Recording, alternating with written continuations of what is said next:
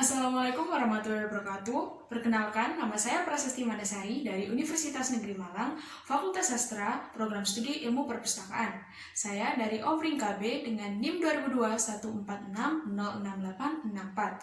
Di video kali ini, saya akan mengapresiasi suatu karya seni untuk memenuhi tugas akhir semester mata kuliah apresiasi bahasa dan seni. Di sini saya akan mengapresiasi karya seni patung monumen Dirgantara atau yang biasa kita kenal dengan sebutan patung Pancoran. Patung yang diberi nama patung Dirgantara ini berdiri sejak tahun 1966. Patung Dirgantara atau yang kita kenal dengan sebutan patung Pancoran, dalam sejarahnya, patung ini merupakan patung yang dirancang oleh Edi Sunarso sekitar tahun 1964 sampai 1965 dengan bantuan dari keluarga Arca Yogyakarta. Proses pembangunan patung ini dilakukan oleh PN Hutama Karya dengan Insinyur Sutami sebagai arsitek pelaksana. Patung ini sendiri berlokasi di Jalan Gatot Subroto nomor 1 RT 2 RW 1 Menteng Dalam, Kecamatan Pancoran, Kota Jakarta Selatan, daerah khusus Ibu Kota Jakarta. Patung ini memiliki ketinggian mencapai 11 meter dan kaki patung mencapai 27 meter dan beratnya mencapai 11 meter. Patung ini sendiri terbuat dari tembaga dan perunggu. Pengerjaan patung Pancoran sendiri tidak berjalan begitu mulus. Mengapa demikian? Karena dalam pengerjaannya sempat mengalami keterlambatan karena terjadi peristiwa gerakan 30 September PKI pada tahun 1965 yang biasa kita kenal dengan G30S PKI. Sampai dengan meletusnya G30S PKI ini, patung Dirgantara ini belum selesai dipasang. Tidak satu pun bagian dari patung yang terpasang sehingga sempat beredar isu bahwa patung ini menggambarkan alat pencukil mata yang digunakan PKI dalam melaksanakan aksinya pada gerakan kudeta. Bung Karno dengan keras hati ingin sekali membuktikan bahwa isu tersebut tidak benar, sehingga beliau menginginkan pemasangan patung Dirgantara dapat segera diselesaikan agar tidak beredar isu-isu yang tidak benar lagi. Setelah desakan dari Bung Karno untuk melakukan pemasangan patung tersebut, akhirnya pemasangan patung Dirgantara ini dapat selesai pada tahun 1966. Patung Dirgantara ditempatkan di lokasi yang strategis yang telah saya sebutkan tadi, terletak di Jalan Gatot Subroto nomor 1 RT 2 RW 1 Menteng Dalam, Kecamatan Pancoran, Kota Jakarta Selatan, daerah khusus Ibu Kota Jakarta. Selain itu, patung ini merupakan pintu gerbang kawasan Jakarta Selatan dari lapangan terbang Halim Perdana Kusuma dan juga dekat dengan Markas Besar Angkatan Udara Republik Indonesia terdahulu. Patung Dirgantara ini sendiri berdasarkan atas permintaan dari Bung Karno karena alasannya untuk menampilkan keperkasaan bangsa Indonesia di bidang Dirgantara.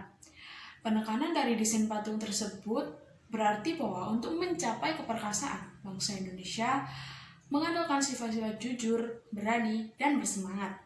Proses pemasangan patung Dirgantara ini sering ditunggui sendiri oleh Bung Karno, sehingga terkadang kehadirannya selalu merepotkan aparatur negara yang bertugas menjaga keamanan sang kepala negara. Untuk alat pemasangannya sendiri amat sangat sederhana, yaitu hanya menggunakan deret tarikan tangan. Patung yang dengan berat 11 ton ini terbagi menjadi beberapa potongan-potongan yang masing-masing beratnya 1 ton.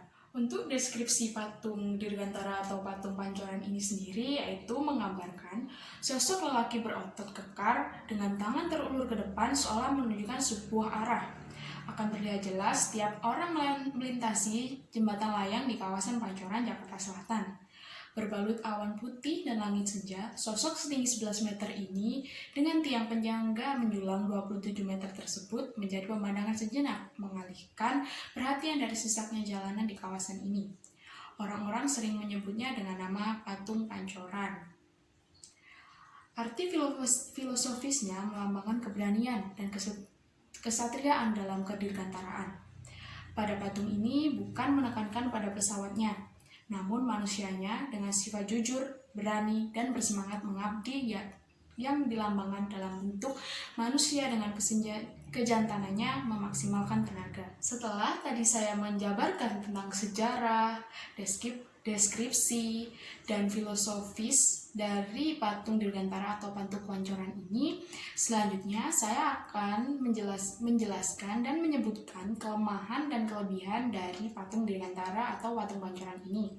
Yang pertama tentang kelemahannya. Kelemahan dari patung ini adalah patung ini pernah dianggap sebagai patung yang belum rampung. Yang kedua, patung ini dianggap memiliki tekstur yang kasar dan memiliki banyak tambalan las penyambung dibanding dengan patung-patung yang lain.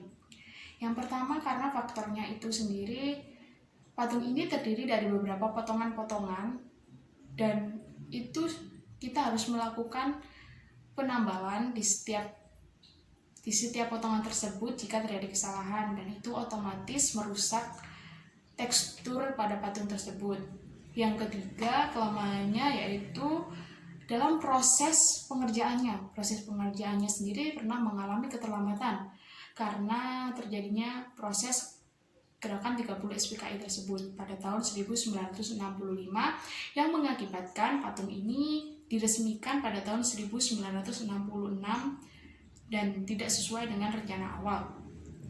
Dan itulah beberapa kelemahan yang telah saya dapat setelah mengapresiasi karya ini. Yang kedua, kemudian tentang kelebihannya. Kelebihan dari patung Dirgantara ini yang pertama, memiliki lokasi yang strategis, yaitu di pintu gerbang kawasan Jakarta Selatan dari lapangan terbang Halim Perdana Kusuma. Yaitu jika kita datang ke Jakarta dan kita mendarat di Bandara Halim Perdana Kusuma, otomatis jika kita keluar dari bandara pasti kita akan melihat patung Dirgantara ini. Yang selanjutnya kelebihannya yaitu salah satu patung yang proses pengerjaannya sering dipantau dan ditunggu oleh Presiden Soekarno. Hal ini yang membuat istimewa dari patung ini. Yang terakhir, kelebihannya patung ini menggambarkan manusia angkasa, yang berarti menggambarkan semangat keberanian bangsa Indonesia untuk menjelajah angkasa. Karena terdapat di dekat lapangan terbang Halim Perdana Kusuma tadi, makanya patung ini sering digambarkan tentang manusia angkasa yang menjelajah angkasa. Sebelum saya akhiri, saya akan menunjukkan hasil karya saya tentang patung Dirgantara, yaitu pada tahapan produktif. Yaitu pada tahapan ini saya mengubah patung Dirgantara menjadi sebuah lukisan. Ini, seperti ini hasil karya saya. Nah, bisa dilihat hasil karya saya ini saya menggunakan media cat air, yaitu saya menggambar lagi patung Dirgantara menggunakan media cat air dan kertas kanvas. Nah, inilah hasil karya saya tentang patung Dirgantara. Akhirnya, setelah saya menjelaskan tentang deskripsi, sejarah, filosofi, dan bahkan saya menunjukkan hasil karya saya tentang patung Dirgantara, akhirnya telah sampai di akhir. Sebelumnya mohon maaf bila ada salah-salah kata dari saya ketika saya menjabarkan tentang sejarah, deskripsi, bahkan filosofi. Saya mengucapkan mohon maaf sebesar-besarnya. Akhir kata, wassalamualaikum warahmatullahi wabarakatuh.